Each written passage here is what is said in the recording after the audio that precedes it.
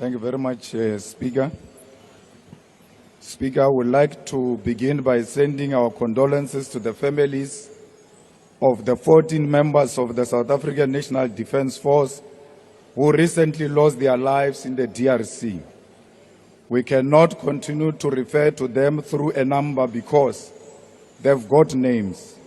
We salute Staff Sergeant William Edikola.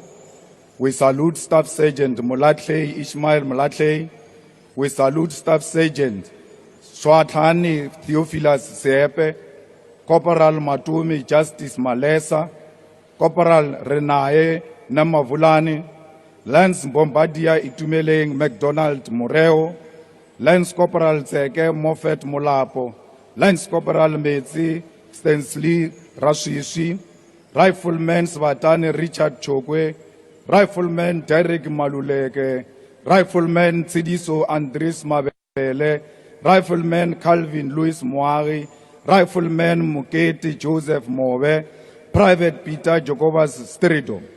The reckless deployment of South African troops in the DRC under the South African Development Community SADC mission in the Democratic Republic of Congo, SAMI DRC, which began in December 2023, was presented to us as a peacekeeping effort.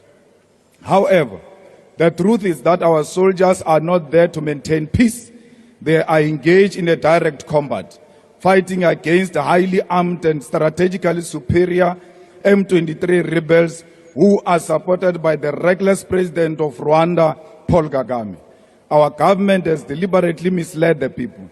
The reality is that our soldiers are fighting an enemy that has better weaponry, better resources, and better intelligence.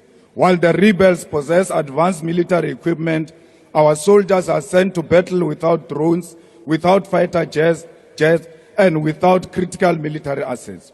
They are left vulnerable, fighting a war they cannot win, all because of the failures of this government. The recent M23 offensive on Goma has highlighted significant shortcomings in the South African National Defence Force deployment. Intelligence failures were evident as the SANDF lacked timely and accurate information to anticipate the M23 movements, leaving our forces unprepared for the assault. Coordination between the South African National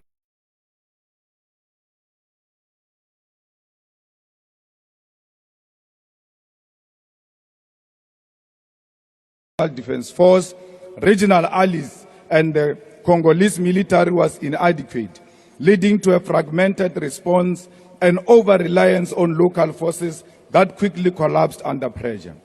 The SANDF response can also be criticized for its sluggishness, allowing M23 to seize strategic positions before effective action was taken.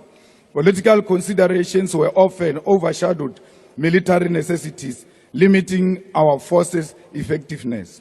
Leadership on the ground also failed to provide clear directives, resulting in disorganized retreats and unprepared casualties.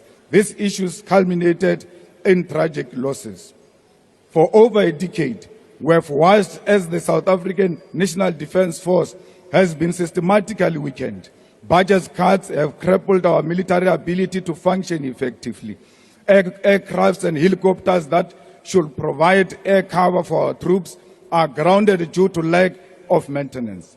The government has neglected its duty to ensure that our soldiers are adequately prepared and equipped for combat.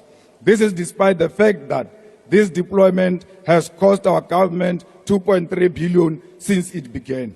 But it does not end there. The defense sector has been ravished by corruption. Officials at Denel have looted and mismanaged funds, selling South Africa's defense technology to foreign entities. This is nothing short of treason. At the same time, the Department of Defense has wasted over 250 million outsourcing IT services while ignoring existing in-house capabilities. This is a blatant theft of state resources, and it is our soldiers who pay the price. We must be clear. The deployment of our troops in the DRC is not about achieving peace. It is about sacrificing our soldiers for war that has no end inside. This government continue to send them to die in foreign land, and when they do, their bodies are not even repatriated with the dignity they deserve. We are still waiting for the bodies, even after the Chief of Defense said the bodies will come the following day. The South African National Defence Force soldiers who passed away in the last few weeks have still not arrived home, with several delays being blamed, which is unacceptable. The families of these fallen soldiers are left waiting, grieving and struggling for answers. Our troops be brought home immediately. We cannot allow more lives to be lost in a senseless conflict while corrupt politicians continue to loot and mismanage our defense resources. Bring them back home now. This past weekend, South Africa participated in a joint SADC and East African Community Summit in Tanzania to discuss DRC crisis. We agree that there must be ceasefire, and we agree that the chiefs of the military must come together to create a clear passage of the ceasefire. Re role now baetapele ba ANC le rekisitse bana ba rena le re tsegisha ka matekere. Thank you.